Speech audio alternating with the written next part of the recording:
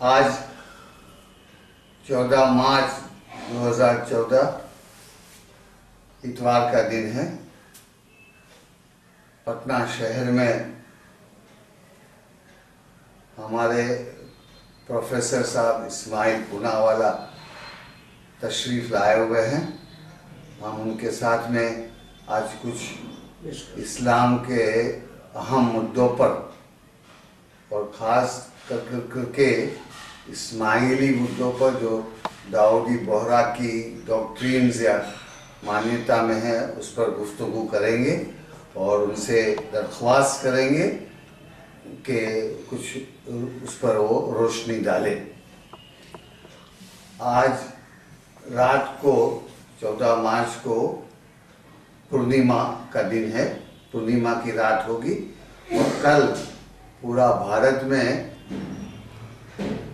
ہولی کا تہوار منایا جائے گا اتساہ سے اور الہاس سے۔ بھارت میں تو اتساہ اور الہاس کل رہے گا، لیکن 2 مہینوں سے داؤدی بوہرا قوم میں کافی مایوسی چھائی ہوئی ہے۔ وجہ یہ ہے کہ ہمارے دھرم گرو، جس کو ہم لوگ داعی المطلق کہتے ہیں یا اسپریچول ہیڈ کہتے ہیں، 52 سیدنا محمد برہان الدین صاحب کا 17 جنوری 2014 کو انتقال ہو گیا اور انتقال کے بعد میں ایسا حادثہ بنا ہے کہ جس سے کہ قوم کافی الجھن میں ہے، کافی پریشان ہے۔ حادثہ یہ بنا ہے کہ ان کے سکسیسر ہونے کا دعویٰ ان کے بھائی نے بھی کیا ہے، مطلب کہ 52 میں جو ہمارے داعی المطلق تھے سیدنا محمد برہان الدین صاحب کے بھائی خزیمہ بھائی صاحب قطب الدین نے بھی دعویٰ کیا ہے کہ وہ 53 میں داعی المطلق ہے، اور 52 میں داعی المطلق کے شہزادے مفضل بھائی صاحب نے بھی یہ دعویٰ کیا ہے کہ ان کے اوپر میں نص ہوا ہے کہ وہ 53 میں داعی ہے۔ اب یہ الجھن میں قوم پریشان ہے۔ تو پروفیسر صاحب، یہ ایک ایسی الجھن ہے کہ جس سے کہ قوم کو باہر نکلنا پڑے گا۔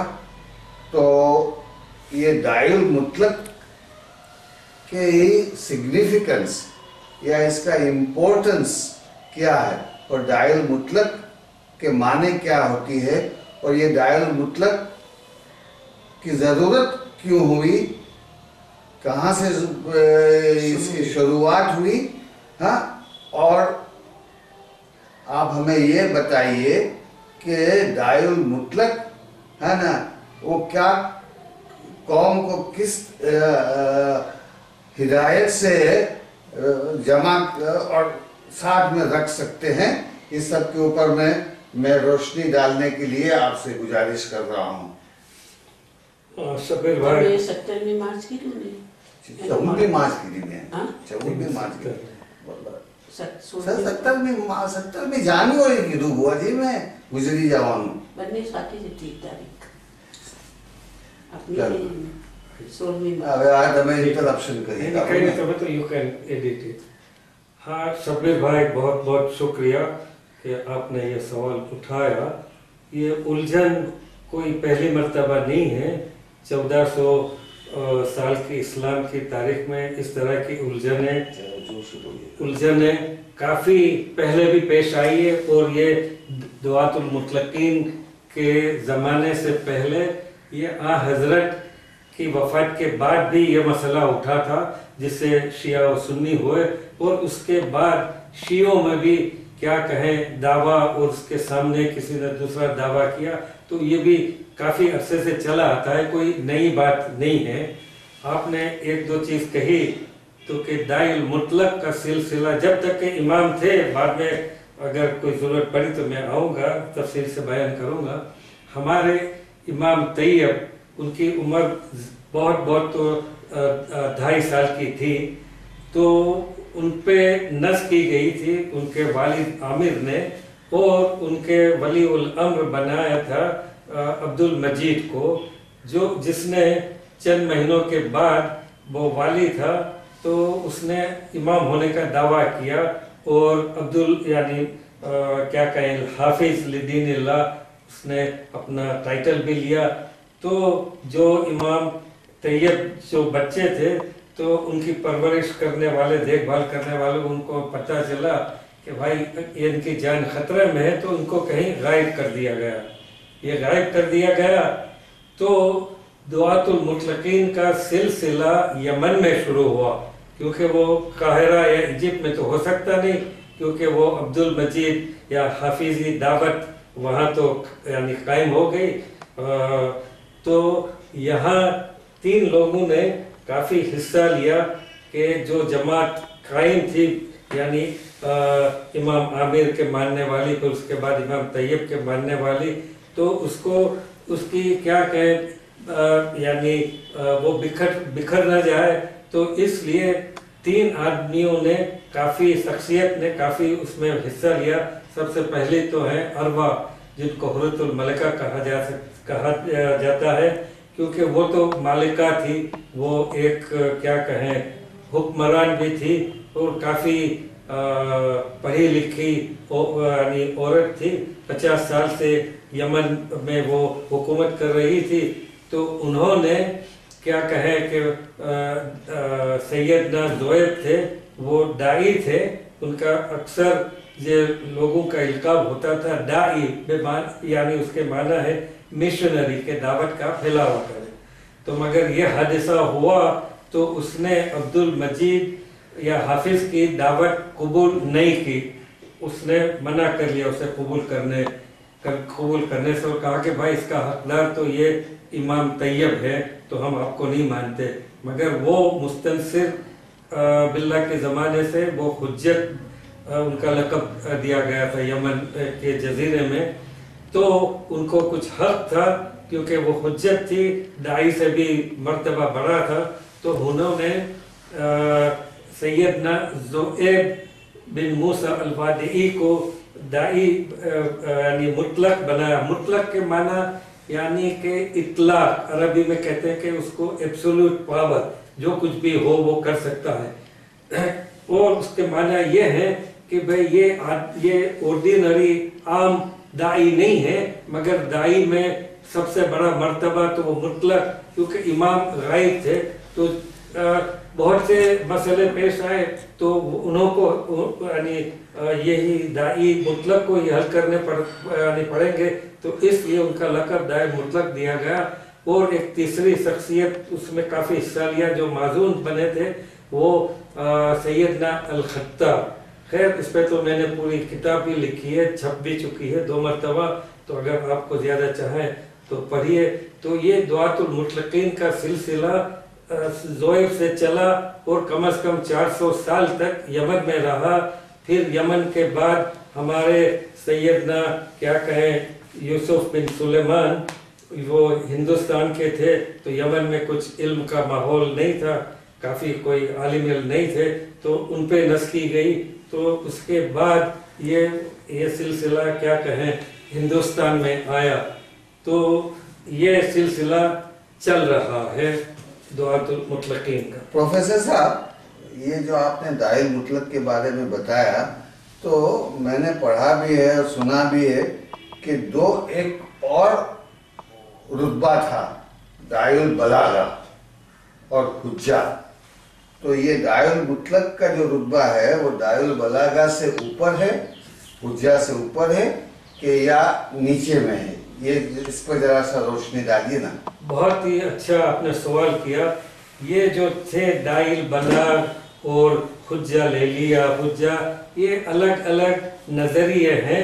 तो ये इमाम के ज़माने में, जिसको हम हायरार्की कहते हैं, जिस तरह वो कैथोलिक चर्च में होती है, तो स्टेप वाइज के ये इमाम के नीचे किसका हक है वो हुज्जत होते थे। फिर वो हुज्जत भी 12 थे, 12 ये पूरा क्या कि तस्वुर है कि दुनिया 12 जजीरे में तकसीम की गई थी। तो वो हुज्जत लेली कहते थे, यानी रात के हुज्जत, क्या कहें नहारी कहते थे।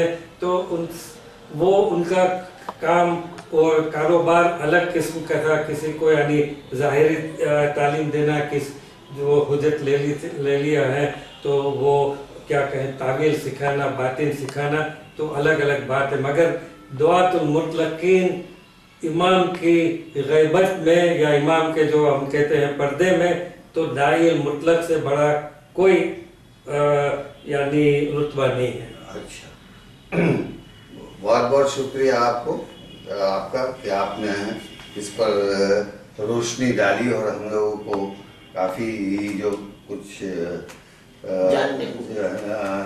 नहीं जानते थे समझ में आई बातें।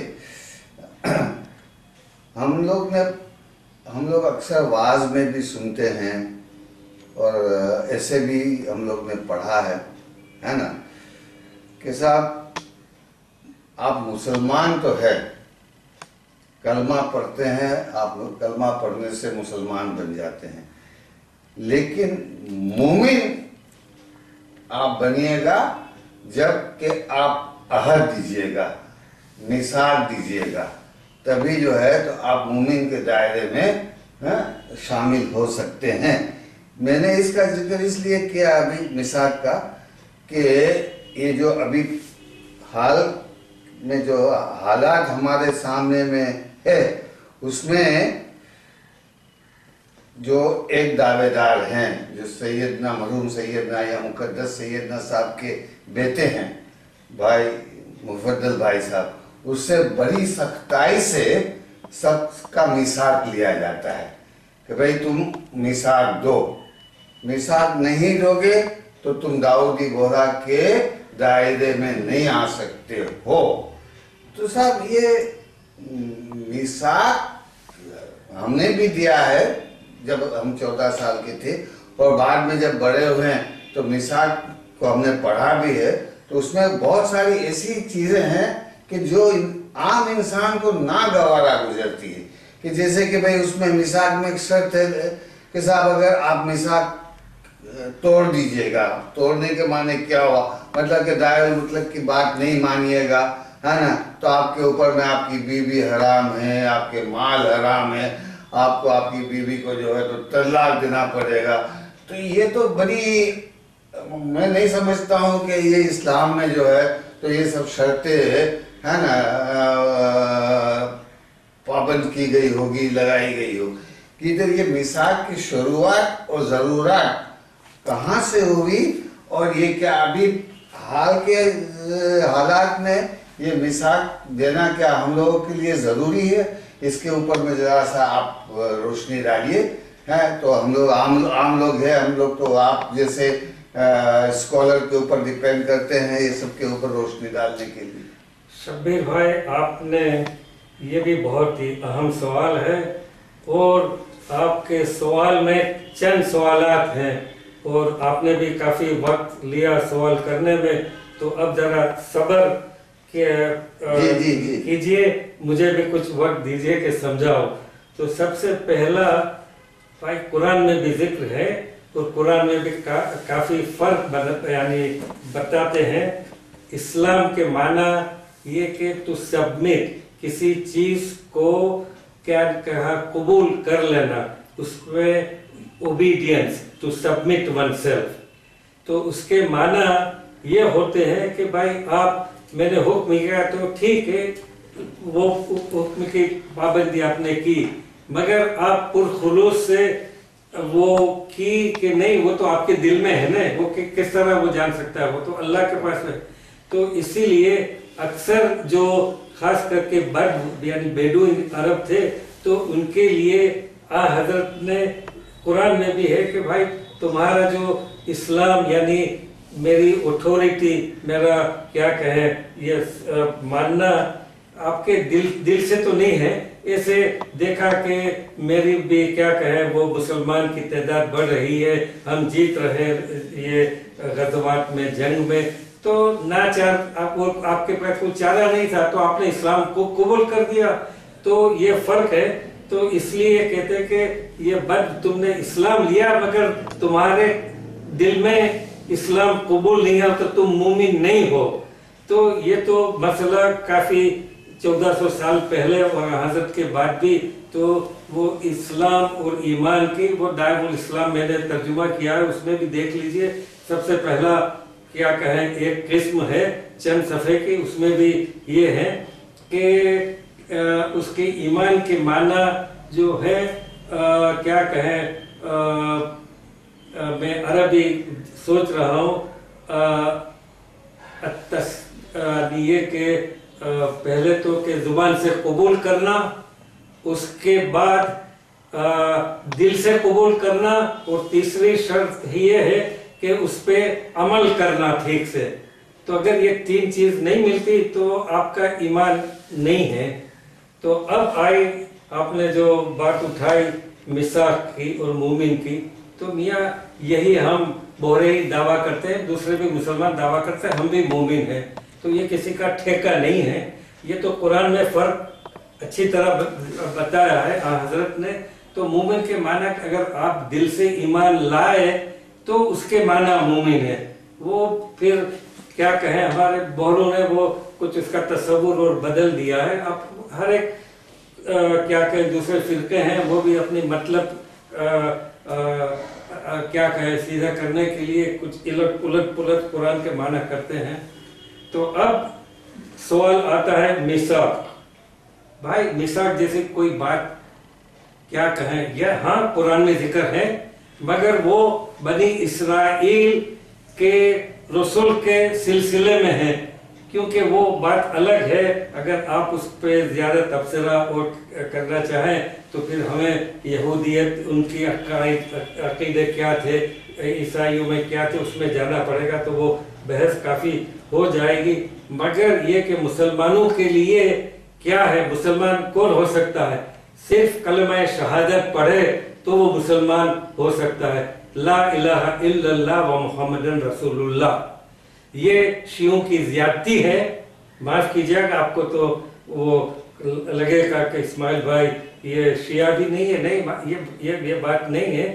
شیعوں نے بھی کچھ چیزیں اکسائی ہے اور سنیوں نے بھی اکسائی ہے, تو دونوں کچھ دعویٰ کرتے ہیں.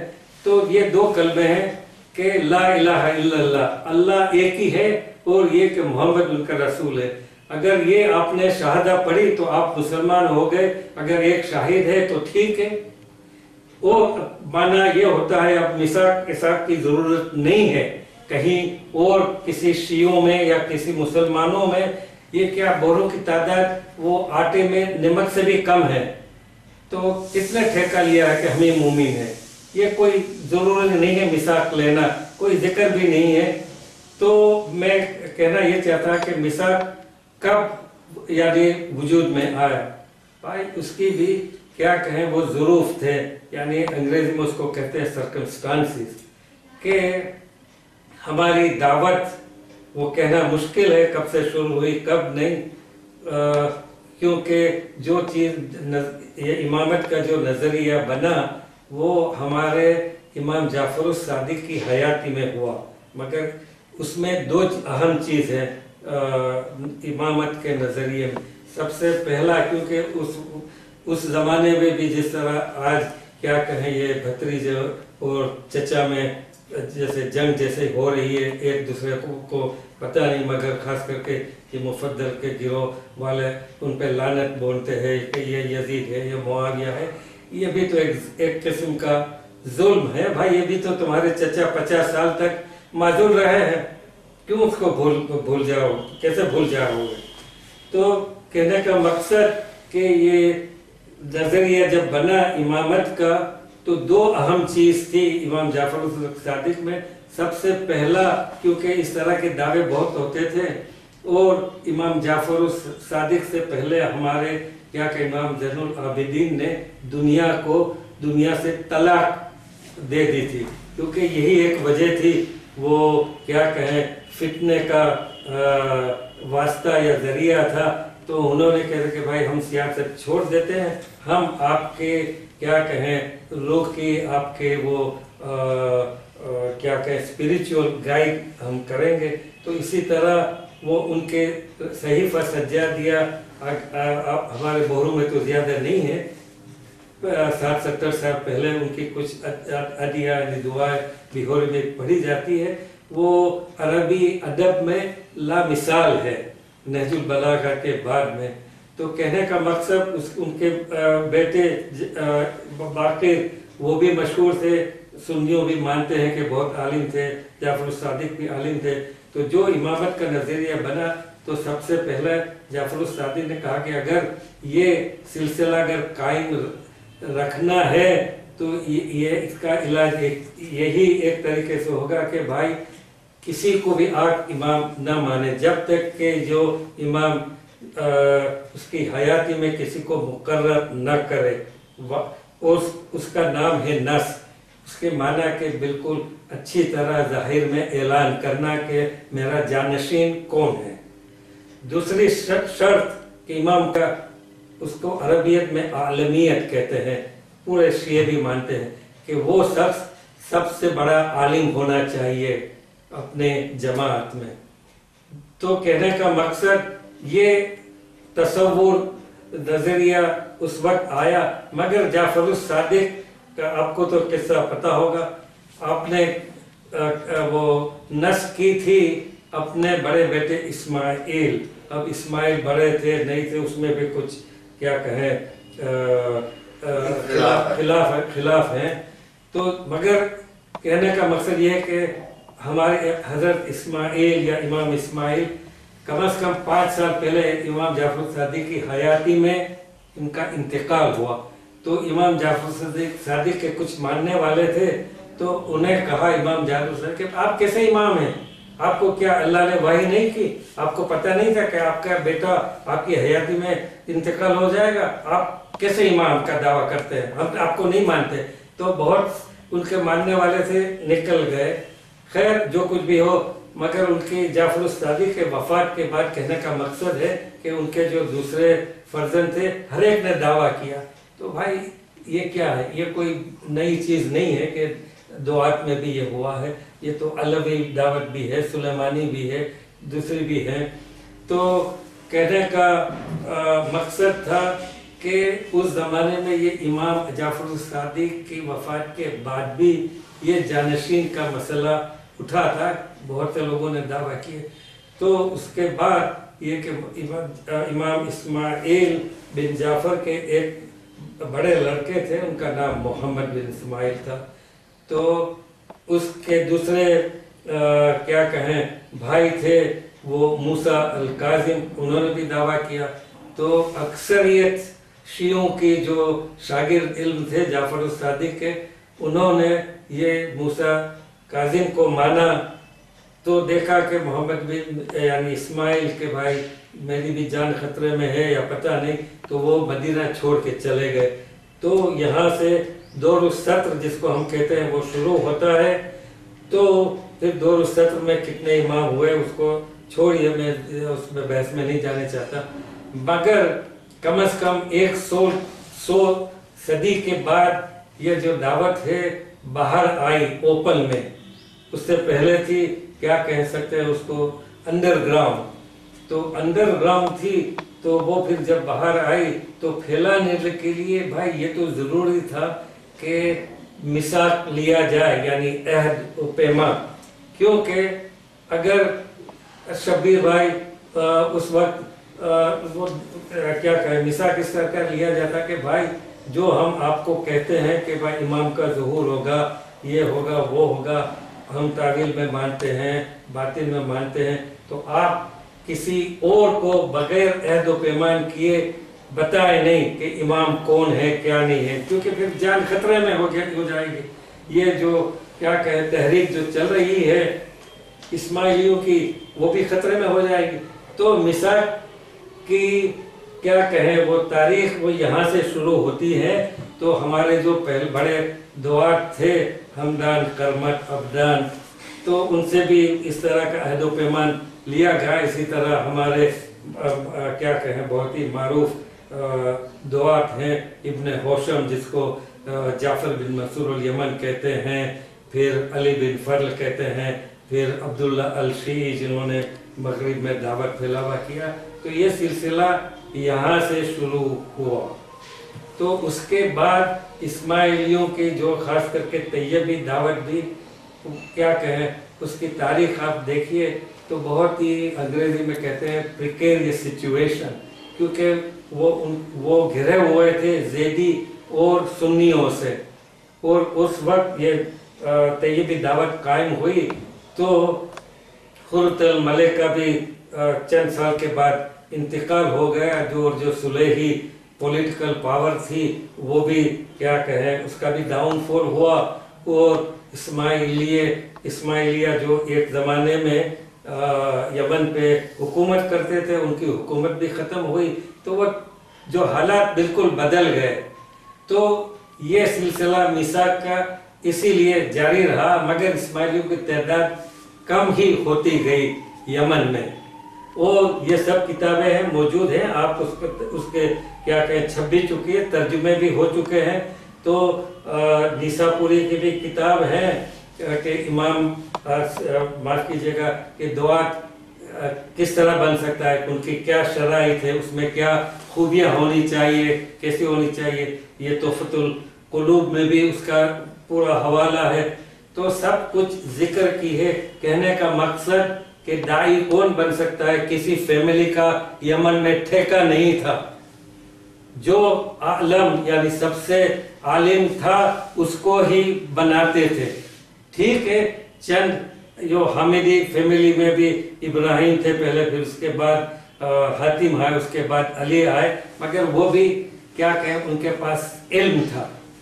तो इसी तरह फिर वो कुरैशी फैमिली में भी कुछ रही, मगर सबसे पहली शर्त थी दाई होने की, उनमें इल्म होना चाहिए, तवाज़ु होनी चाहिए, उसमें क्या कहें, तकवा होना चाहिए। तो ये चीज़ें कहाँ हैं? ये 47 के पहले जरा 1 मिनट मुझे दीजिए। जो दाई देखिए वो किस तरह लोगों की, अपने लोगों की खिदमत करते थे, दावत के फैलाने के लिए जाते थे। ये जो शहीद हुए, फखरुद्दीन शहीद है गलियाकोट में, गोधरा में है सैयदना, या हमारे वो इस्माइल, ये सैयदना कुतुबुद्दीन, हसन पीर, क्या कैसे शहीद हुए भाई। ये दावत को फैलाने के लिए लोग, वो हिंदुओं को बतलाने के लिए वो करते थे। मगर ये सब सिलसिला और जो तकवा और जो तवाज़ु था पहले ज़माने में, वो बिल्कुल ये 47 के बाद बिल्कुल बर्बाद हो गया। बहुत बहुत शुक्रिया, आपने बहुत कुछ बताया हमें। आपने ये 47 में दारुल मुतलक का जिक्र किया, तो प्रोफेसर साहब हमें बताइए कि 1840 से करीब पौने 200 साल से ये दारुल मुतलक का सिलसिला एक ही फैमिली में क्यों चला आ रहा है?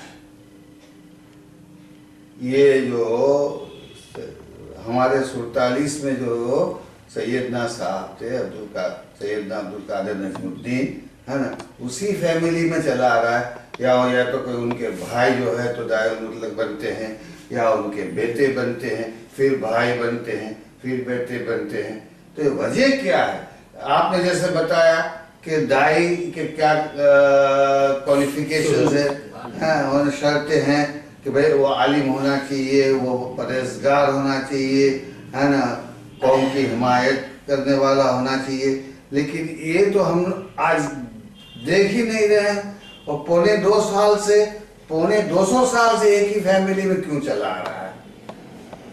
ये भी आपका सवाल बहुत ही अहम, और इस, क्या कहें, जो आजकल कौम में या वो जो हो रही है चीज़ें, तो ज़रूरी है, मगर ज़रा सब्र से और अक्ल से काम लीजिए। सुनिएगा, मुझे किसी से अदावत या कोई कहने की नहीं है। जिस तरह मैंने काम किया है, तो हमारा काम होता है, क्या कहें, ऑब्जेक्टिव, यानी स्कॉलरली वर्क। वो हम किसी का, क्या कहें, वो गुजराती में कहते हैं तरफेन करते हैं, वो हम چھوڑ دی ہے، وہ ہم نہیں کر سکتے.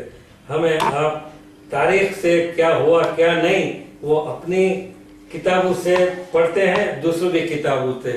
تو یہ نہیں ہے نا، اگر آپ ہی اپنی دعوت کی کتابیں لکھیں تو خیر آپ کے مطلب کی ہوگا، جو آپ کے مطلب کی نہیں ہوگی وہ آپ ذکر نہیں کریں گے. تو اس لیے ہمیں ایز اے اسکالر کیا کہ عالم ہونے کے وجہ سے دوسروں کا بھی سننا تو چاہیے نا.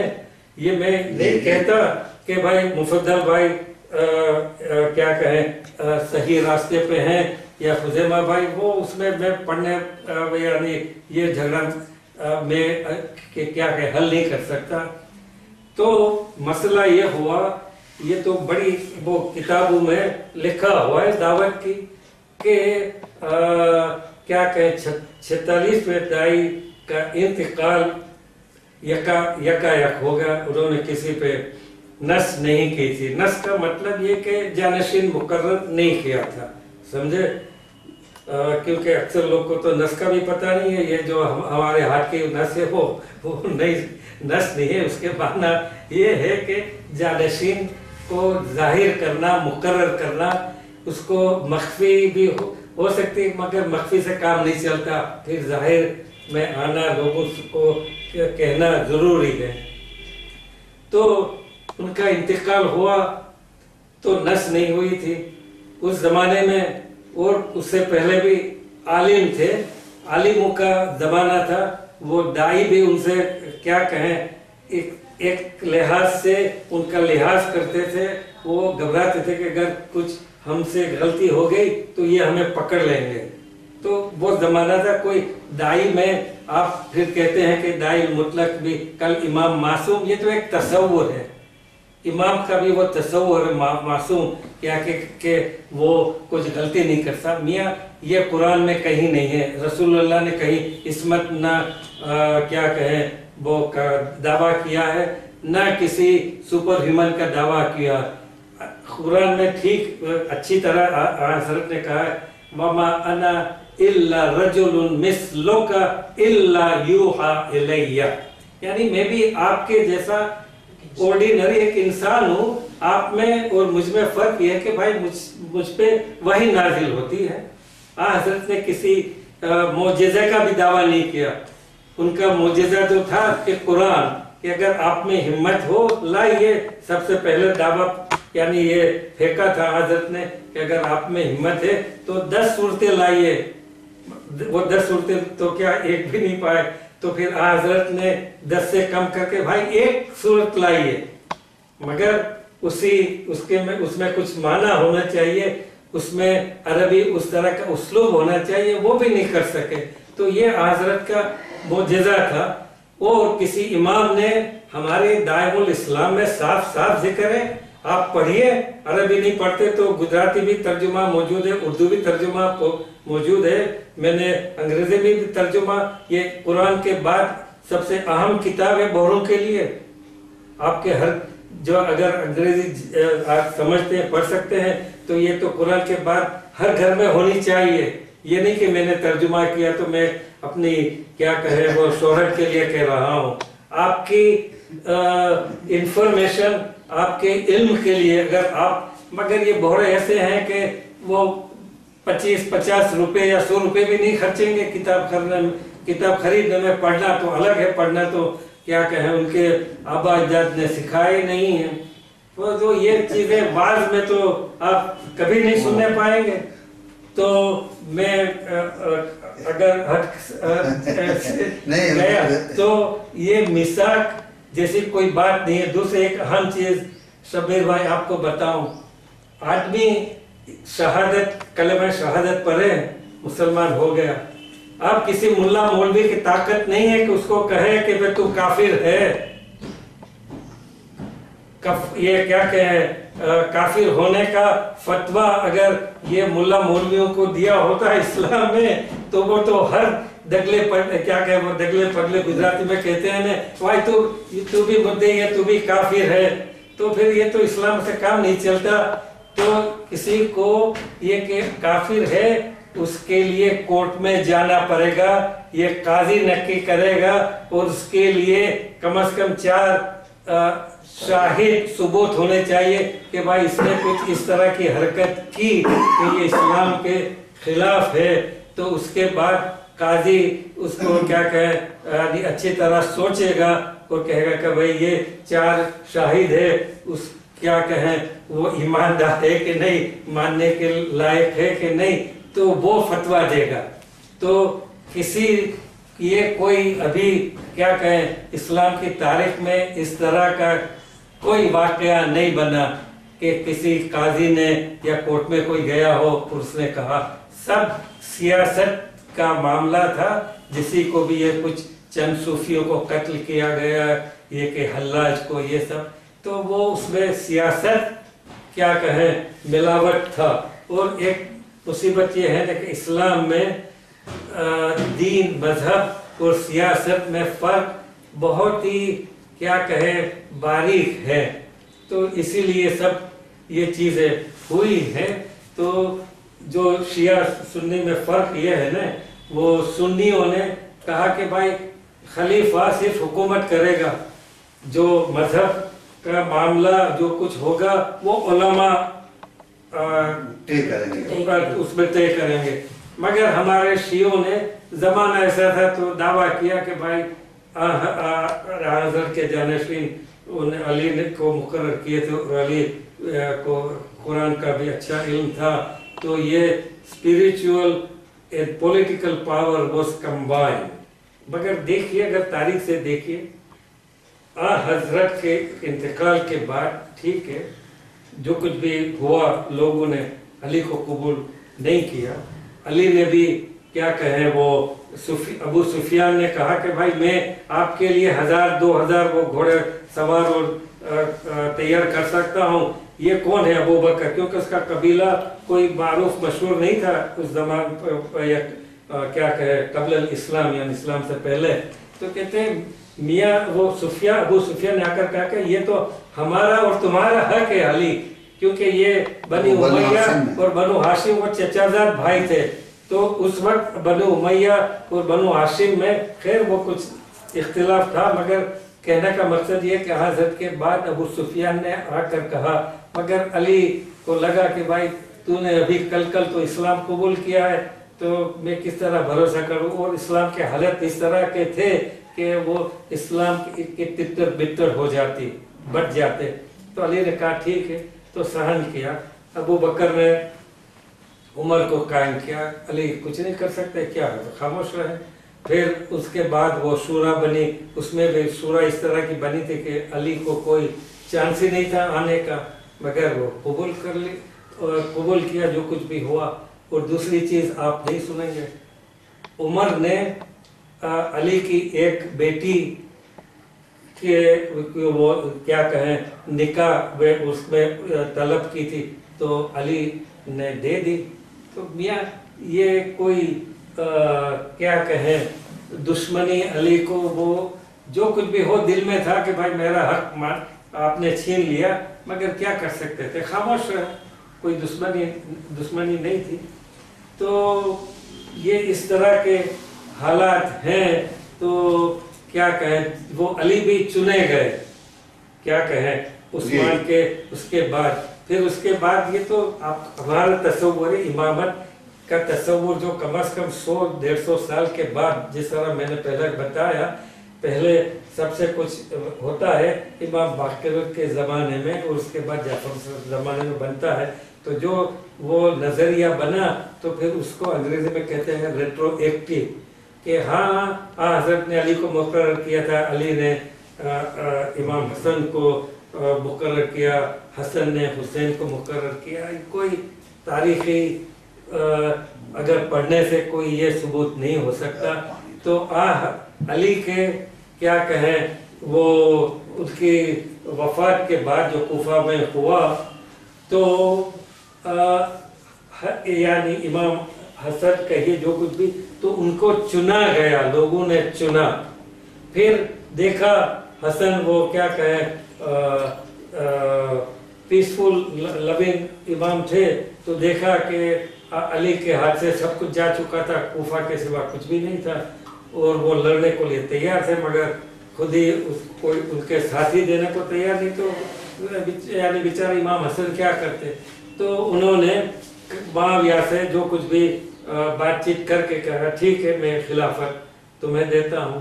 तो ये है, मगर एक ज़रूरी बात यह है कि जब इमाम हसन ने वो दस्तखत किए कि मैं छोड़ता हूँ जा मुआविया तू, और उसके बाद जो कुछ भी है उसमें भी कुछ खिलाफ है, मगर ये कि उसके बाद खिलाफत हसन को मिलेगी, क्योंकि उम्र में हसन मुआविया से छोटे थे। इमाम हुसैन ने उसका खिलाफ किया कि मेरे भाई हसन ये अपना हक है, आप इसको इस तरह से नहीं दे सकते। कहने का मकसद वो खिलाफ थे, मगर खैर क्या कर सकते हैं। तो अब मैं और तफसील में जाना जरूरी नहीं है। मतलब कि जो गदीर खून में हम लोग कहते हैं ना कि हजरत ने जाहिर किया वान तो मौला वाली उन मौला, कि मेरे बाद में मेरा सक्सेसर अली होंगे, हजरत अली होंगे। तो उससे क्या ये साबित होता है कि ये हक जो हजरत का था अपना सक्सेसर अपॉइंट करने का, तो वो हक जो है तो आपने हजरत अली को पास ऑन कर दिया।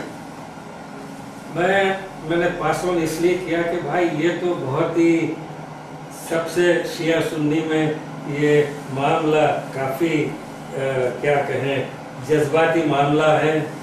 अगर इस पे बहस करूं तो कम से कम 1 घंटा लग जाएगा। मगर क्या कहें बहुत ही ब्रीफ या तलखीस से उसको अरबी में कहते हैं, तो इस पे काफ़ी काम हो चुका है।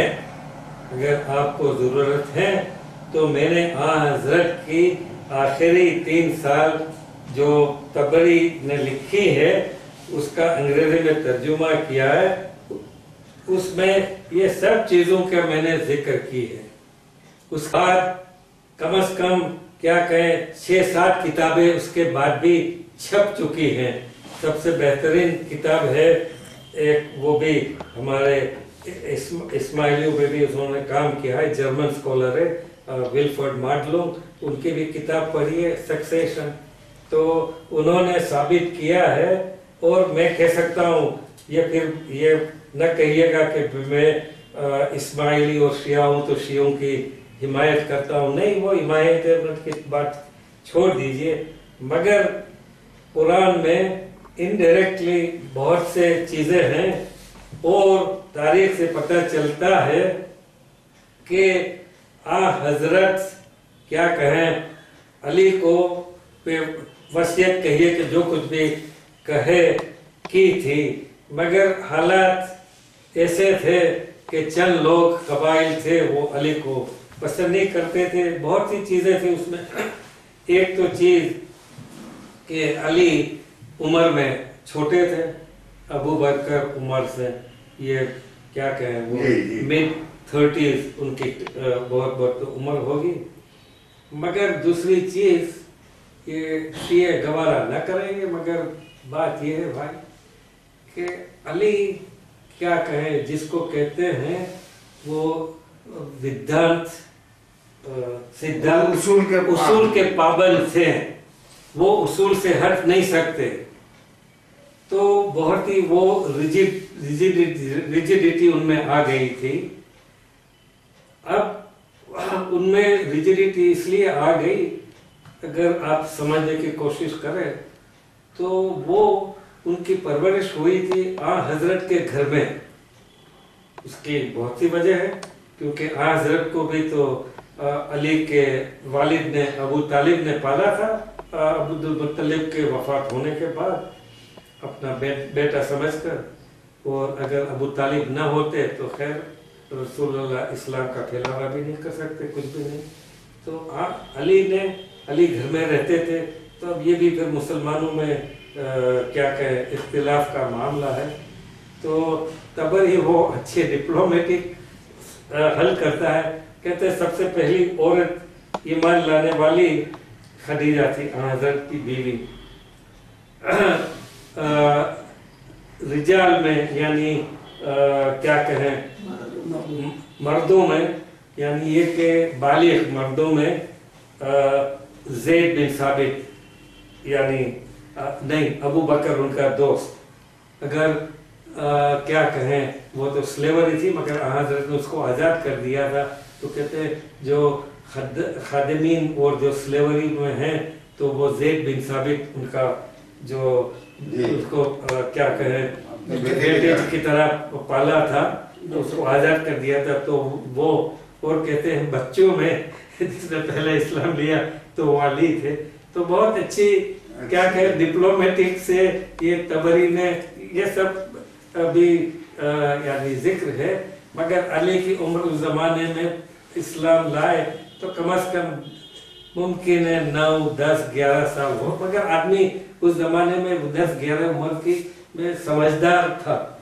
इस वक्त 13-14 साल में भी हमने देखा है अमेरिका में लड़कियां और लड़के यानी बालिग हो जाते हैं।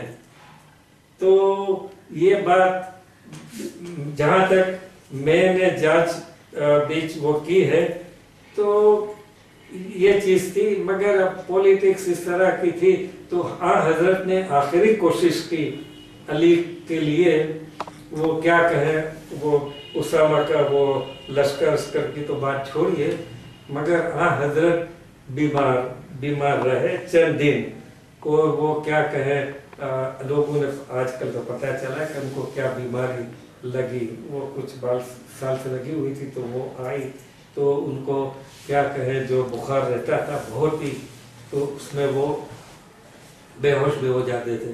फिर उसमें सर पे पानी डालते थे, जो कुछ भी उस जमाने में कुछ होश में आते थे नहीं आते थे। तो ये भी एक लंबी दास्तान है, मगर आखिरी जो कहने का मेरा मकसद है 1-2 मिनट आपसे कह दूं।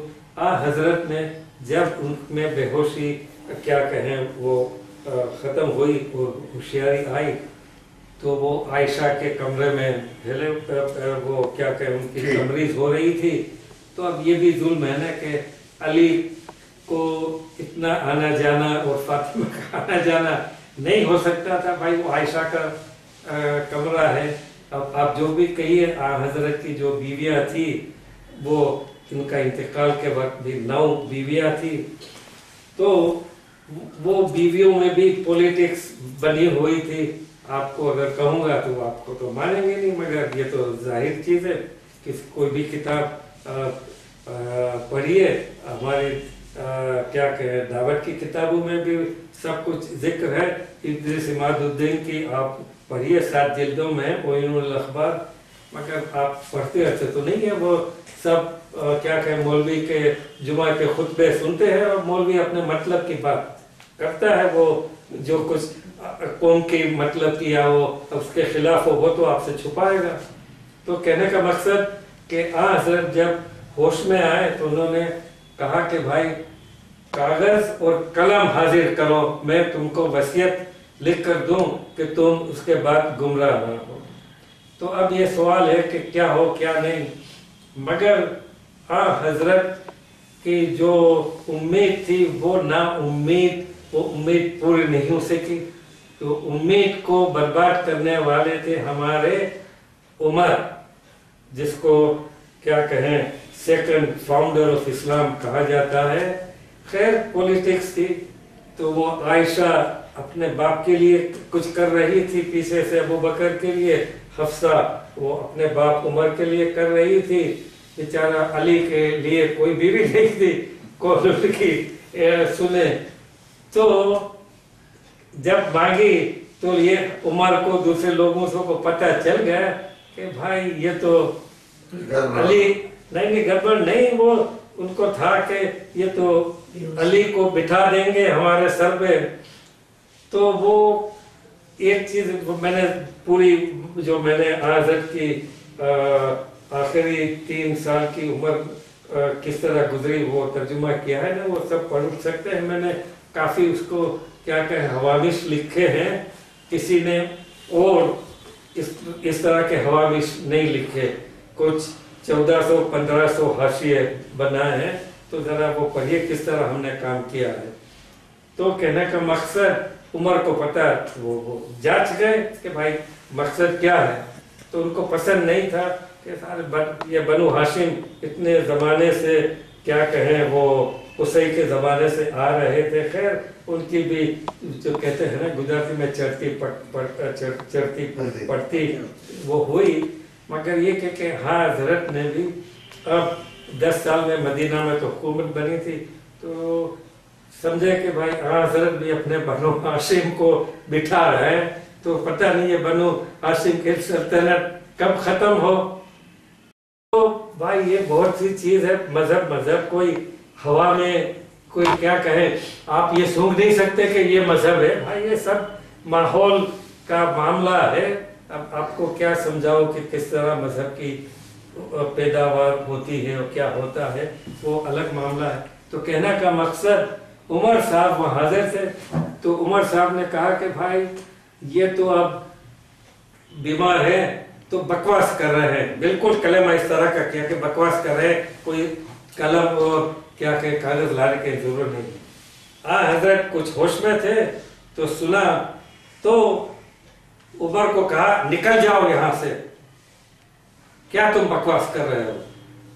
تو یہ سنی بھی چھپاتے ہیں، مگر یہ تو بھائی سب تاریخ میں لکھا ہوا ہے. یہ کوئی شیعوں کی بناوٹ نہیں ہے یا اسماعیل بھائی کی بناوٹ نہیں ہے، آپ پڑھ سکتے ہیں. تو یہ کہنے کا مقصد کہ حضرت نے آخری کوشش کی، مگر بیویاں اس طرح کی تھی کہ وہ بھی اس میں ناکامیاب ہوئے. تو اب کیا کریں آپ؟ جی یہ بھی تو بڑا دلچسپ واقعہ آپ نے بتایا. اگر جی آپ یہ کہیں کہ بھائی کیا کہیں عداوت علی اور عائشہ میں کیسے ہوئی؟ جی چھوڑ دیجیے، بہت نہیں، ہم چاہتے ہیں کہ کچھ ایسے مدعے پر آپ سے معلومات حاصل کرے کہ جو ہم لوگوں کی پرسنل لائف کو افیکٹ کرتا ہے. اللہ نہ کرے میری میں وفات ہو جاؤں، تو میں یہ جاننا چاہتا ہوں اسماعیل بھائی آپ سے کہ میری وفات کے بعد میری مسز کی عمر آج 75 سال کی ہے نا. تو میری وفات کے بعد قرآن میں جو ہے تو عدت کا ذکر ضرور ہے، ہاں کہ صاحب عورت کو عدت بیٹھنی پڑے گی کچھ ایسے سرکمسٹینسز میں. لیکن کیا میرے وفات کے بعد میں 75 سال کی عورت کو عدت بیٹھنا، یہ قرآن پاک میں جو ہے تو اس کا کوئی خلاصہ ہے یا حدیث میں کوئی خلاصہ ہے یا ہمارے جورسپروڈنس میں کوئی خلاصہ ہے، اسماعیلی لو میں کوئی خلاصہ ہے کہ نہیں کہ صاحب ان کو عدت بیٹھنا فرض ہے؟ سب سے جواب دینے سے پہلے آپ کی ہماری بھابھی سے اور آپ سے کہوں گا کہ یہ سوال آپ کیا کہیں، آپ کے جو دائی ہیں، آپ لوگ مانتے ہیں کہ دائی مطلق ہے، تو ان سے کیوں نہیں پوچھتے؟ دائی ہیں تو وہ تو عالم ہونا چاہیے، ان کے پاس جواب ہونا چاہیے. مگر مصیبت یہ ہے نا شبیر بھائی کہ یہ جو ہمارے دائی آئی ہے وہ سب دوسرے ملا مولوی کی طرح کا لکیر کے فقیر ہے. نہ قرآن سمجھ سکتے ہیں، نہ حدیث پڑھی ہے، نہ حدیث سمجھ سکتے ہیں. وہ لکیر کے فقیر کے ہاں قرآن میں ہے نا بھائی، قرآن تو وہ 1400 سال پہلے. تو ذرا 10 منٹ دیجئے، میں اچھی طرح سمجھاتا ہوں. یہ کہ عدت کا ذکر قرآن میں ہے، وہ 65ویں سورت میں پہلی آیت میں ہے، یا ایھا النبی اذا طلقتم النساء فطلقوهن لعدتهن واحصوا العدة واتقوا الله ربكم لا تخرجوهن من بيوتهن ولا يخرجن الا ان يأتين بفاحشة مبينة. یعنی قرآن ٹھیک سے کہتا ہے کہ اگر آپ اپنی بیوی کو طلاق دینا چاہو تو طلاق کے بعد یعنی جو کچھ بھی ہو تو اس کو عدت کے معنی ایک مدت ہوتی ہے، تو ایک مدت تک وہ اس بیوی کو یا جو طلاق شدہ ہے اس کو انتظار کرنا پڑے گا دوسری شادی کے لیے۔ اب عدت کی یعنی یہ آپ پوچھیں گے کہ بھائی کیا اس کی حقیقت یا تعویلی بیان کوئی ایسا کوئی تعویل چھپانے کی، وہ تو آپ سوال کریں گے آپ تعویلی بیان ہے تو سبھی بھائی تمہاری سمجھ میں نہ آئے، میں یہ آپ کو اس طرح جواب نہیں دوں گا، جب جتنا میں جانتا ہوں آپ سے کہوں گا۔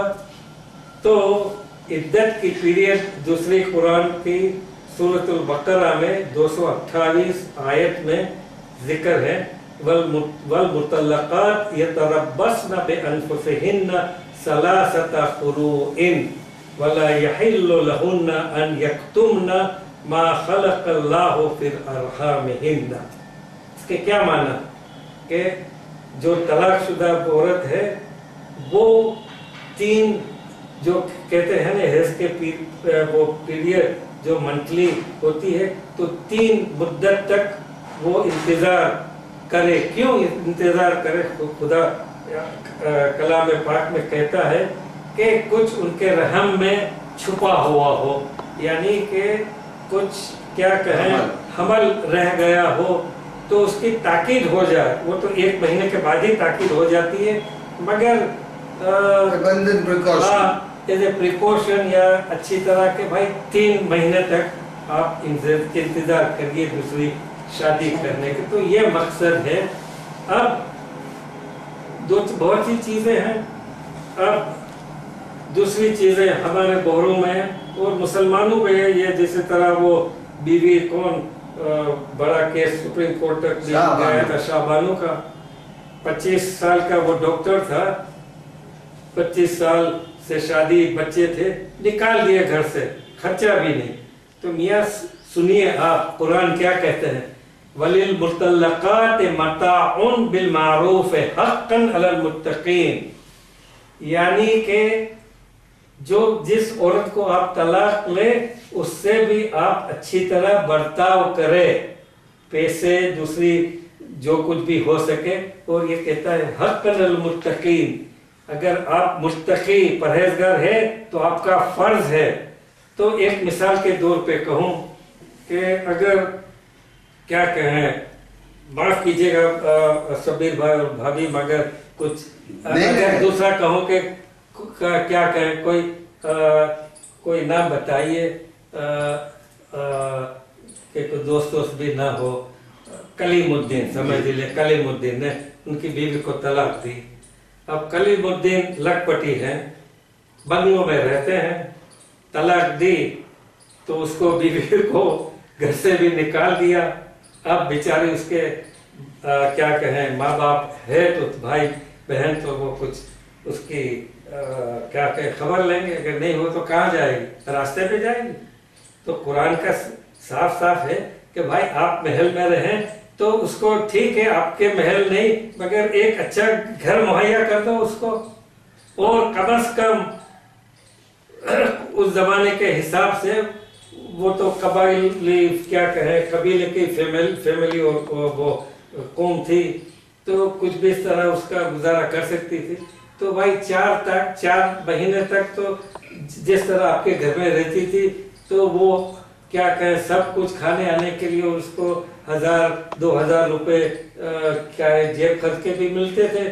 تو میاں آپ دے تو اس کا بھی حق ہے 4 مہینے تک کم از اس کو جیب خرچ کے لیے 2000 کی بجائے آپ 3000 دیجئے، کیونکہ وہ تو کھانا آنا تو آپ اس کو یعنی دیتے تھے، یہ تو وہ اس کو بنانا پڑے گا۔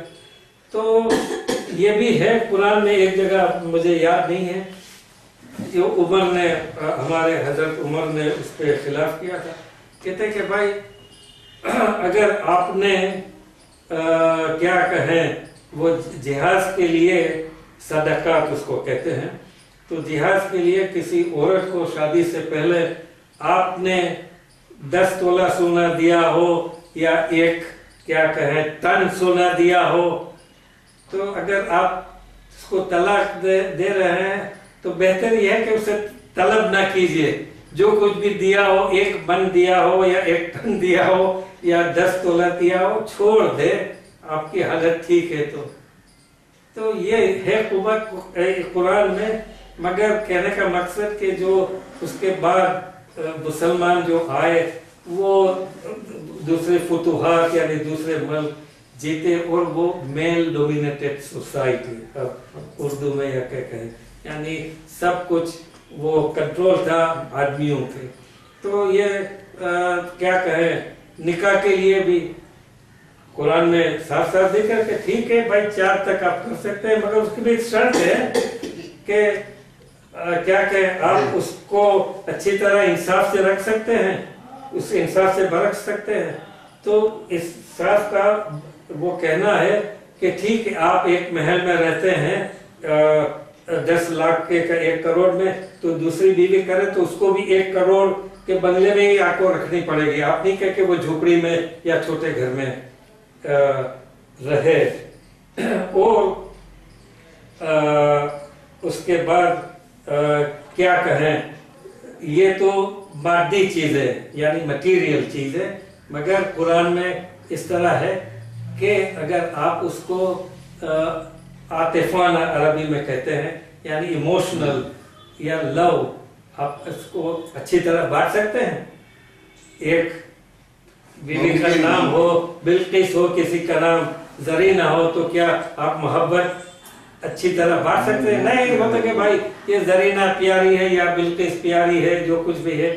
तो कुरान दूसरी जगह साफ साफ करता है कि भाई इंसान की तबीयत ऐसी है कि आप इंसाफ नहीं कर पाते, तो इसका मकसद क्या हुआ कि आपको दूसरी या तीसरी शादी नहीं कर सकते।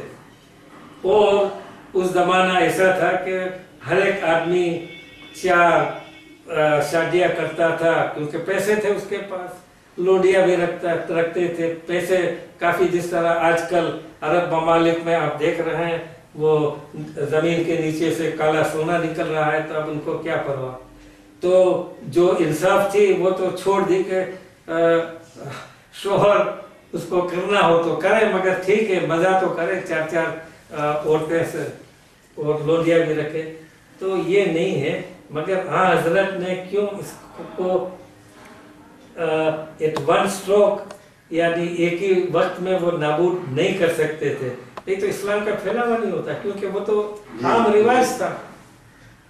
तो आज कल जो तरक्की हुए मुसलमान लोगों ने, आप पढ़े हर एक अरब ममालिक में वो पिछले 50-60 साल से, मगर हमारे दुआत और दाई है, माफ कीजिएगा, वो तो कुएं के मेढक है, कुछ उनको पता ही नहीं है कि दूसरे अरब ममालिक में मुसलमान मुल्कों में क्या हो रहा है। सिर्फ हिंदुस्तान के मुसलमान इतने नादान हैं, अब क्या कहूँ, तो वो सेक्युलरिज्म के उसके कहा हाँ आप तो अगर कुछ कांग्रेस या भाजपा जो कुछ भी करे तो आप हमारे मजहब में दखल करते हैं। भाई वो हिंदुओं पे भी क्या कहे यूनिकोड है, तो आपको क्यों क्या कहे तमीज दी जाए कि मुसलमानों को नहीं, इससे नहीं, वो हिंदू अलग है। तो ये तो बैकलैश जिसको कहते हैं अंग्रेजी में होती है। इसीलिए बाबरी मस्जिद और उसकी वजह ये थी, शहर वो क्या कहें वो शाह बानू का किस्सा सब। तो कहने का मकसद कि जो शरीयत कहते हैं, तो शरीयत का कर्नल यानी जो अच्छा जूस या मीट सबसे अहम चीज है वो फैमिली लॉ, पर्सनल स्टेटस के क्या कहें, मुसलमान यूरोप में भी जता नहीं सकता कि भाई ये तो मेरा मजहब कहता है कि 4 शादी करने का वो रखते, कोई यूरोप में कबूल नहीं करेगा। मगर कहने का मकसद हर एक अरब ममालिक में ये तब्दीली हो चुकी है। ये शरीयत वो है, तो शरीयत में भी कुछ क्या कहें उसकी तावील की या कुछ रीइंटरप्रिटेशन की जरूरत है। अगर कोई कायदा या कानून अगर जमाने के साथ अगर वो बदले ना, तो वो एक जुल्म हो जाएगा, कोई उसको मानेगा नहीं। तो कहने का मकसद कि हर एक अरब ममालिक में किसी को हक नहीं है कि दूसरी शादी करे। दूसरी शादी के लिए उसको काजी की कोर्ट में जाना पड़ेगा, उसकी काजी की वो सबूत करना पड़ेगा क्यों जरूरत है। और सबसे पहले काजी वो पहली बीवी को बुलाएंगे, आपका क्या ख्याल है, और उसको क्या कहें इख्तियार यानी चॉइस देंगे। अगर आपको नामंजूर है तो आप तलाक ले सकती हैं और इससे पूरा खर्चा और वो भी वो काजी बनवा कर देगा। अगर आपको कबूल नहीं है तो हम उसको इजाज़त नहीं देंगे। तो अरब ममालिक के अलावा पाकिस्तान जो वो आप कह रहे हैं तालिबान हो जो कुछ भी हो, पाकिस्तान में भी पिछले 10 साल से ये कोई पाकिस्तानी दूसरी शादी नहीं कर सकता, उसको भी कोर्ट में जाना पड़ेगा। ये सिर्फ नादान मुसलमान है हिंदुस्तान में ही चल रहा है। ठीक है, अब आपको इत्मीनान हुआ शब्बीर भाई। और नहीं दूसरी 2-4 चीजें, ये तलाक के उसके बाद इद्दत का पीरियड। हाँ, तो जो बहरों में इद्दत, वो औरत को एक कमरे में या एक घर में बेचारे को। मेरा सवाल ये था आपसे कि इद्दत के कुरान पाक में इद्दत जो मुकर्रर किया गया या उसको कहा गया कि औरत को इद्दत बैठना पड़ेगा, उसका कोई ऑब्जेक्टिव था, है ना। तो मेरा सवाल आपसे ये है कि साहब कोई औरत she has cross child bearing age, is it necessary according to the Quranic injunction for a woman who has crossed childbearing age to observe iddat on the death of her husband? आपका कहना बिल्कुल ठीक है। अगर मुसलमान आज के जो थिंकर्स और स्कॉलर्स वो हैं तो कहीं ऐसा जिक्र नहीं है। After child bearing age it is absolutely not necessary. ये जो कायदा इद्दत का है वो जब तक के वो क्या हामिला हो सकती है वहां तक।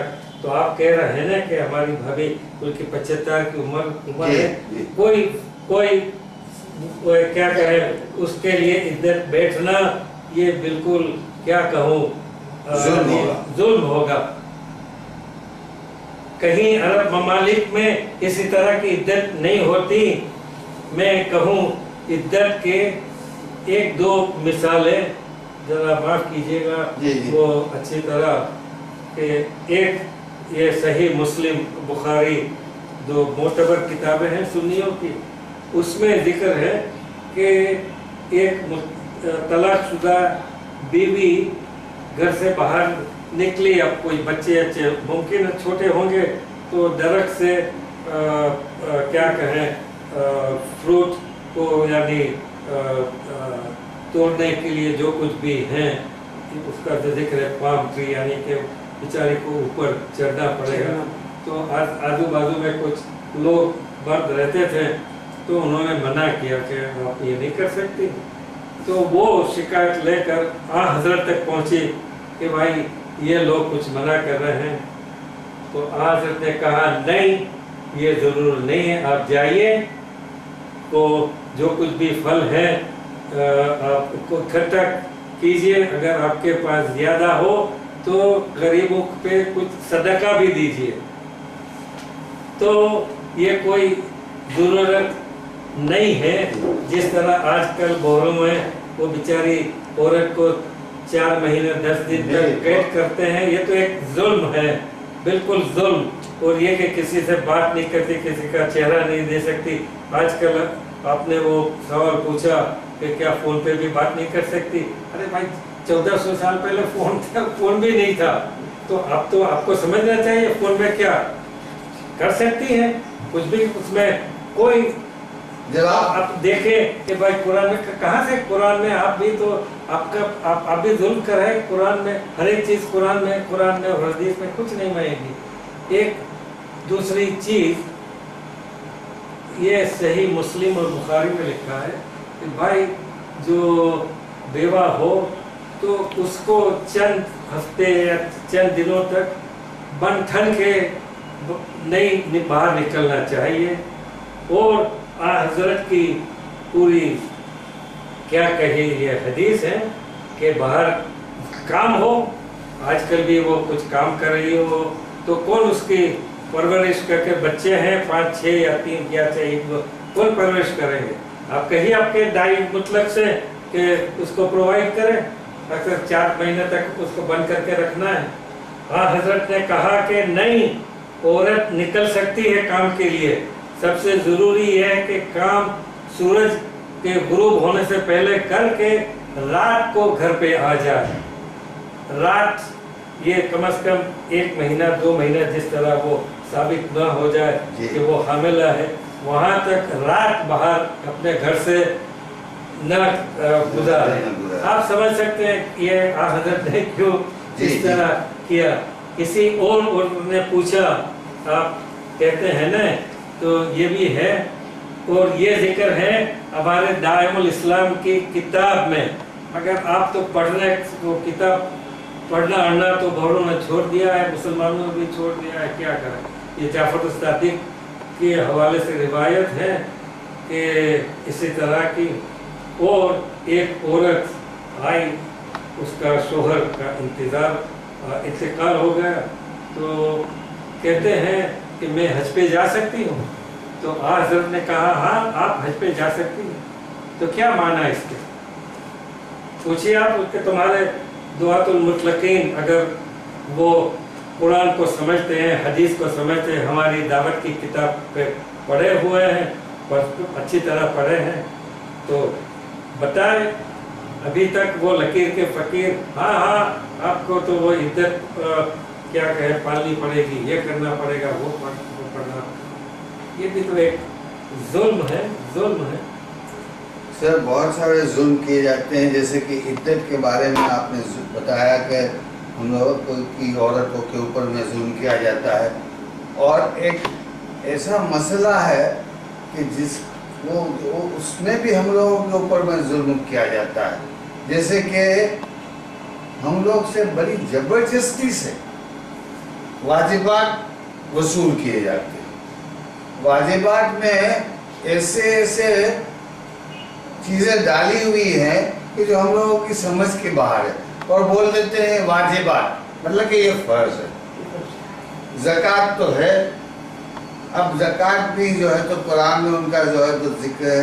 ज़कात के बाद में जो है तो आप 10 चीज़ और है ना, इमाम ज़मान सलाम, दारुल मुतलक सलाम, मुकासिर सलाम, माजून सलाम, अनो सलाम, तेनो सलाम, और ये जबरदस्ती से हम लोग से वसूल किया जाता है।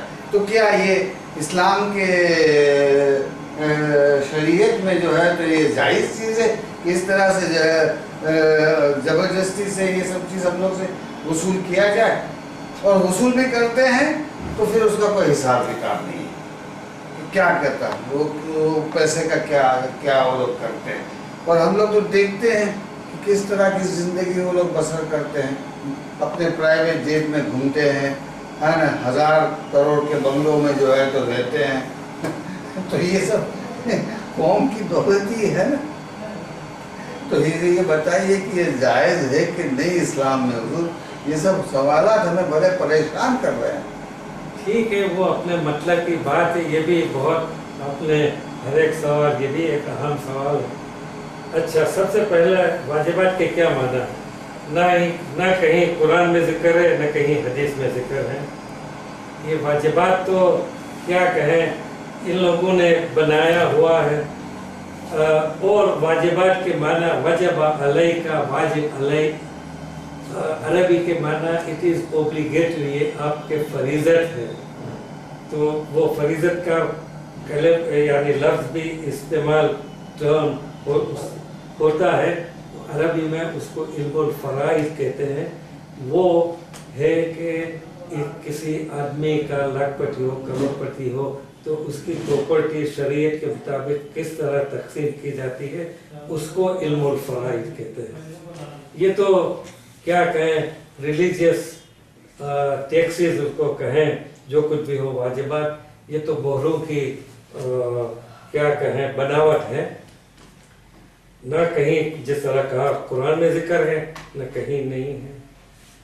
तो ये कब आप कहेंगे कि ये वाजिबात जैसी, कुरान में तो जिक्र है सिर्फ सदका ज़कात, और उसके भी हकदार कौन है 8 कुरान में अच्छी तरह जिक्र किया हुआ है। तो जरा माफ कीजिए आगे बढ़ूं, और अगर कुछ निकल जाओ तो फिर मुझे तवज्जो दिला सकते हैं। तो मसला ये हुआ ज़कात वो वाजिब है, और हमारे जाफर सादिक से रिवायत है कि ज़कात उनमें न रसूलुल्लाह का इमाम का कोई हक नहीं है। ये कहते हैं, ये तो क्या अरबी में कहते हैं, ये तो लोगों का पता नहीं हलाल का माल हो हराम का माल हो किस तरह कमाया है, तो ये हम नहीं ले सकते। अगर हम ज़कात का माल हम हमारे लिए या अपनी फैमिली के लिए, ये तो शराब नोशी जैसा मसला हो गया। अब इससे ज्यादा आपसे क्या बयान करूं। तो अब दूसरी चीज ये है, ज़कात कुरान में जिक्र है, और 8 किस्म के वो हैं कि उसमें बेटी बटी जाए या हिस्सेदार, तो उसको तो छोड़िए, कहीं उसमें क्या कहें इमाम का या दाई का कोई भी जिक्र नहीं है। आपको मैं अगर वक्त रहा तो आयत भी कुरान की वो सुना दूंगा। तो मगर जो मसला हुआ पहले को खुलाफा राशिदीन में, मुसलमानों के लिए कोई भी टैक्स नहीं था, हुकूमत मुसलमानों की थी, खिलाफत के लिए टैक्स कुछ भी नहीं था। वो जिम्मी है, यानी यहूदी ईसाई दूसरे लोगों से, और गनीमत माल काफ़ी आ रहा था, उसका भी बंटवारा करना वो भी एक मुसीबत थी। तो जब मुआविया की बनु उमैया की हुकूमत कायम हुई, तो वो भी हमारे सब तारीख में भी लगते हैं कि वो तो बड़े बड़े महल बनाकर रहते थे, शराब भी पीते थे, लोंडिया भी रखते थे, नाचने वाली भी गाने वाली भी सब कुछ। तो उस जमाने में यानी कि कम से कम 1400 या 1300 साल पहले यही सवाल जिस तरह आपने कहा है कि ये किस तरह हमारे दाई और कोठार इस्तेमाल करते, तो वो ये पुराना सवाल है, उस जमाने में उठा था। तो चंद लोग कहने लगे कि भाई ये तो क्या कहें हाकिम का फर्ज है, आप उसको दे दें। और कहने लगे कि हाकिम कहाँ भी खर्च करे वो अल्लाह को क्या कहें जवाब देगा, आप छोड़ दीजिए। मगर अक्सर फुक़हा थे, उन्होंने कहा कि नहीं, ये तो जुल्म है, ये नहीं हो सकता। हम देख सकते हैं हमारी आंखों से कि किस तरह ये पैसे सर्व करते हैं लोगों को नचाने में, शराब पीने में। तो उन्होंने कहा जोर देकर कि आप जिस तरह कुरान में जिक्र है, तो गरीबों में अपने करीब के जो रिश्तेदार हैं वो गरीब हैं, कुछ लोग इब्न सबील है, दूसरे सवाल करने वाले हैं। अगर कोई कैदी मुसलमान का पकड़ा गया तो उसको छुड़ाने के लिए किसी मुसलमान पे कर्जा ज्यादा हो गया, वो बेचारा दे नहीं सकता, तो उसकी मदद कीजिए। तो इसका जिक्र इस तरह का है। तो कुरान में या कहीं इस्लाम में इसके सिवा कोई वाजिबात नहीं है। ये वाजिबात अलग अलग उनका जिक्र तो तुम्हारे जो 2 कमीशन यहाँ बैठे थे ना, क्या कहें, तो उन्हें काफी जिक्र लंबा, सला फित्रा, नजर मुकाम लाइए, हक़ुन नफ्स लाइए, खुम्स लाइए, ये सब कोई चीज नहीं है इस्लाम के लिहाज से। एक चीज इस पे जरा 1-2 मिनट दीजिए। हक़ुन नफ्स कहते हैं, ये भी एक अजीब मामला है। जरा आप अक्ल से तो काम करें लीजिए। कुरान में 300-400 मरतबा आयत है कि अला युफक्किरून अला ताक़िलून, क्या आप समझते नहीं, आप फिक्र नहीं करते, आप सोचते नहीं? तो कुरान क्या कहता है? भाई अल्लाह ने अक्ल दी, अलग अक्ल से काम लो। हजरत ने कोई दावा नहीं किया कि मैं भी कोई इंसान से बढ़तर हूँ, नहीं, वो मासूमियत का किसी दावा नहीं किया। ये तो दोबारा वापस ही पहले शियों में यह नजरिया आया, फिर शियों ने इस तरह का किया तो वो इमामों के लिए था, तो फिर वो हजरत को भी शामिल किया, तो फिर सुन्नी भी उसके नकल करके कहते हाँ खिलाफ नहीं सकते। कुरान में है गफरा मा क्या तकद्दमा व तअख्खरा, और बहुत सी चीजें हैं। अबसा व तवल्ला, हजरत को सिखाने के लिए अल्लाह कहता है कि ये तुमने जो अंधा आया था मांगने के लिए, आपने उसे इसको ठुकार कर ले दिया। तो हजरत बाद में सोचने लगे तो वही आयत कहती है भाई ये आपने ठीक से नहीं किया। तो हजरत ने वो कबूल किया कि हाँ ये क्या कहें खता है। तो क्या कहूँ, अब ये हक़ व दस्त पे कह रहा था। अब हमारे यहाँ क्या है, वो वफात के बाद फौरन वो लेते हैं हक़ नफ्स 500 रुपया, अब तो पता है वो बढ़ गया होगा 5000 लाख 10,000 जिस तरह का, और फिर वो रुकू चिट्ठी। अभी ये भी तो क्या कहें, वो भेजते हैं कि भाई आप लिख कर देते हैं कि हाँ इसने सब वाजिबात दी हैं, वो क्लीन स्लेट है उसकी, तो आप उसको क्या कहें जन्नत फिरदौस में जाके दाखिल कीजिए। अरे कहीं जन्नत में जाने का किसी ने, हजरत ने भी ठेका नहीं लिया था, आपने तो ठेका ले लिया है। उन लोगों से ये जुल्म करके 500 रुपए 5,000 50,000 लाख 2 लाख जमा करते हैं। ये तो जिस तरह वो पोप बेच रहा था वरक या क्या कहें उसका जन्नत में जाने का, तो ये तो बिल्कुल इस्लाम के खिलाफ है। बोहरो तुम जरा कान से सुनो अच्छी तरह, ये मेरी कोई क्या कहे बनावट या नहीं है, किसी और मुसलमान से भी पूछिए, कुरान पढ़िए, किताबें पढ़िए। मैंने भी 50 साल से क्या कहें अपनी दावत की किताबें का हवा सब कुछ उसका तर्जुमे भी की है, उसको उस पर काम भी किया है।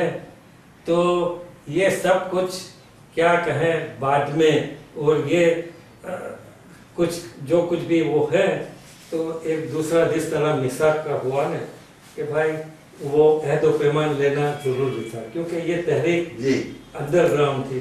तो इसी तरह भाई इमाम का ज़ुहूर तो कैसे होगा, कुछ उसकी तैयारी तो करनी चाहिए ना, लश्कर की या दावत का फैलावा, उसमें भी तो खर्च होना था।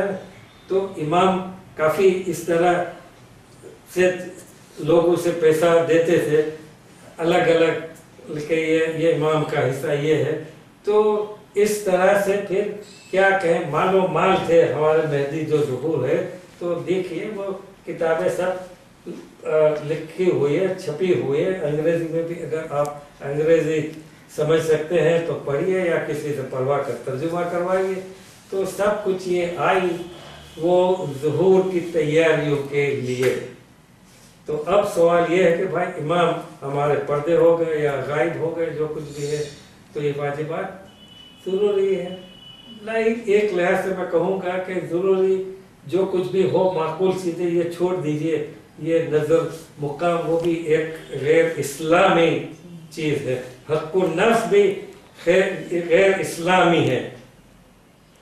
और जो कुछ भी वाजिबात करे तो मैं उसके खिलाफ नहीं हूँ, मगर अगर कौम के तरक्की के लिए, कौम के क्या कहें फ़ुक़रा के लिए, बेवाओं के लिए, यतीमों के लिए, बच्चों के तालीम के लिए, मदारिस के लिए अगर आप अस्पताल कायम करें, जिस तरह आगा खान और दूसरे शिया किस तरह का करें, ज़रा बाहर निकलिए। आप कुएं में रहेंगे तो कुछ काम नहीं चलेगा।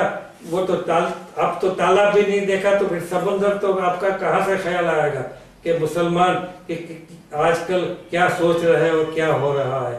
तो ये कहने का मकसद जमा ये करे तो ठीक है, कौम के फायदे के लिए खर्च करे और उसका हिसाब किताब दीजिए। आप ये नहीं कह सकते कि आप कौन होते हैं मुझसे हिसाब मानने वाले।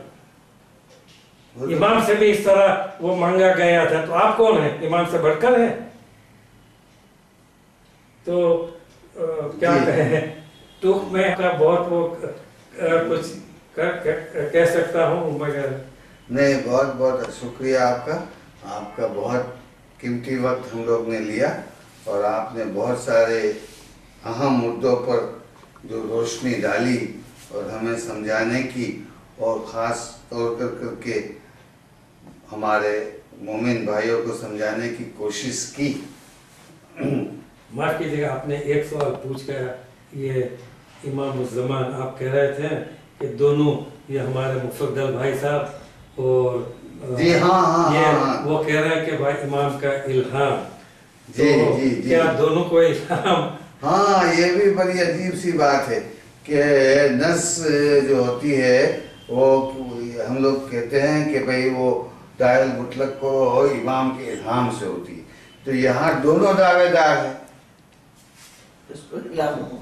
तो प्रोफेसर साहब ये बताइए कि क्या पहला इल्हाम जो है वो सही था, जो कि माजूम ने दावत कह रहे हैं कि 49-50 साल पहले मुझे मनसूस मुकर्रर किया, तो हमारे बाबर में दायल मुतलक को जरूर इल्हाम हुआ होगा, तो वो क्या सही था? या तो 2011 में लंदन के अस्पताल में, है ना, सैयदना साहब काफ़ी बीमार थे। सैयदना साहब को जैसे कि हम लोग जानते हैं, उनको एक बड़ा हादसा हुआ, स्ट्रोक आ गया, है ना, और उस वक्त जो है लोगों में बताया गया कि साहब मुफद्दल भाई साहब के ऊपर में जो है तो उन्होंने नज़ किया, तो इल्हाम स्ट्रोक के हालात में उनको इल्हाम आया क्या? मेरा पर्सनल मानना क्या है वो आपको बताने की ज़रूरत नहीं है। ऑब्जेक्टिवली आप उसको एनालाइज करके हमें बताइए कि क्या हम इस उलझन से, इस उलझन में क्या चीज़ माने? माजू ने दावत पर इल्हाम को माने कि मुफद्दल भाई साहब के ऊपर इल्हाम को जो है तो माने? क्या माने, बताइए। सबसे क्या कहें, छोटा जवाब मेरा ये है कि अब कोर्ट में केस है, तो जज साहब पूछे कि भाई इल्हाम किस तरह हुआ और कुछ हमें साबित सबूत दीजिए कि आपको किस तरह इल्हाम हुआ, क्या हुआ, दोनों से पूछे, तो फिर वो जज मुकर्रर कर देगा, ठीक है। मगर इसका जवाब देने के लिए कम से कम 1 घंटा लग जाएगा। मगर क्या कहें, मुख्तसर ये है कि इमाम का जो नज़रिया जो बना वो एक तसव्वुर है, अंग्रेजी में उसको स्पेक्यूलेशन या जिसको कहते हैं नज़रिया उर्दू में, या थियरी, वो एक अलग बात है। जिस तरह अकीदे हैं, मानना किसी का, उसको क्या कहें, लेबोरेटरी में आप टेस्ट नहीं कर सकते, या एरिथमेटिक जैसी चीज़ नहीं कि 2 मिलकर 2 + 2 4, ये आप नहीं कर सकते। कोई केमिस्ट्री या फिजिक्स जैसी नहीं है कि आप क्या कहें वो मुख्तबर में यानी लेबोरेटरी में आप उसको कहेंगे भाई ये अब अकीदा है, तो जो आपको मानना हो मानिए। आप अगर अकीदे से खुश है ठीक है, मगर मियाँ मुसलमान होने के कुरान पढ़ते हो तो ज़रा अक्ल से भी काम लें। अल्लाह मियाँ ने अक्ल दी है। कुरान इस तरह का से नहीं कहता कि आप आँख मीच क्या कहें वो ब्लाइंड फेट कहते हैं तो आप मान लें कि भाई अभी तो सूरज है, मगर आपके दाई और जब मुल्ला मौलवी कह रहे हैं कि भाई नहीं रात है। अरे कैसे आप मान रहे कि रात है, सूरज अच्छी तरह वो चमक रहा। तो ये बात छोड़िए, तो ये भी एक तस्वुर है इमाम उस ज़मान का, और जो ज़ुरूफ से इस्लामी तारीख गुजर रही थी और ये हमारी दावत का और फातिमी सल्तनत कायम हुई, तो उसमें एक चीज़ ज़रूरी था और ज़्यादा लंबी जाने की नहीं है, मगर वो कहते हैं कि भाई इमाम की हकीकत का जानना, पहले तो कि इमाम का नाम या इमाम को जानना ज़रूरी है। भाई आपका वो दावा करते हैं कि वो 70 का ज़माना, तो कैसे लोगों को पता चलेगा? ये भी तो अकीदा है। तो वो अगर इंतकाल हो गया तो एक हदीस में आप ये भी कहते हैं कि मन माता वलम यारफ इमामा ज़माने माता मीततन जाहिलिया, यानी कि अगर आदमी मर जाए और अपने वक्त के इमाम को ना पहचाने तो वो उसका इंतकाल जैसे जाहिलियत के ज़माने में हुआ। तो मियाँ तो आप कैसे सबूत करेंगे ये तुम्हारे इमाम तैयब उनके नस्ल में कहाँ उनके है क्या नहीं, और दूसरी के ज़ुहूर होंगे तो आपका भी तस्वुर ये है ना कि पूरी दुनिया पे हुकूमत कायम करेंगे। तो मियाँ ये हंस कर ज़रा समझिए, आजकल तो एटॉमिक बॉम्ब या जो बड़ी क्या लश्कर नहीं होगा तो इमाम भी क्या करेगा। तो इस लिहाज से लगता है कि इमाम का ज़ुहूर तो कहा तो अमेरिका से होना चाहिए या रशिया से, उनके पास भी एटॉमिक हथियार होने चाहिए। तो ये तस्वुर है। अब वो उनकी नस्ल में वो कितने यानी कुछ 800 साल हो गए, कोई होगा नहीं होगा कोई भी दावा करे। मगर मैं आपसे कहता हूँ शब्बीर भाई कि अगर कोई इमाम का दावा करे, इस तरह अपनी तारीख में हुआ है ये 46 के बाद, और उससे पहले भी वो मजदू का किस्सा भी है, उन्होंने भी दावा किया है वो दाई से कि मेरा मर्तबा ज्यादा है। तो ये तो होता है, क्योंकि अगर किसी को दावा करना हो तो वो तो दाई मुतलक से ज्यादा ही वो क्लेम करेगा तो ही तो। मगर कहने का मकसद कि अगर अल्लाह मियाँ भी ऊपर से आ जाए कि मैं अल्लाह हूँ तो ये बोले तो नहीं मारेंगे भाई अल्लाह तू चला जा, तुम्हारी जरूरत नहीं है, तो हमारे मौला है यहाँ, हमारा काम चल जाता। तो ये बात है, क्या कहूँ आपसे। हम समझते हैं कि यहाँ पर ही जो है तो आज की महफिल का स्टॉप इट फॉर बंद कर दो।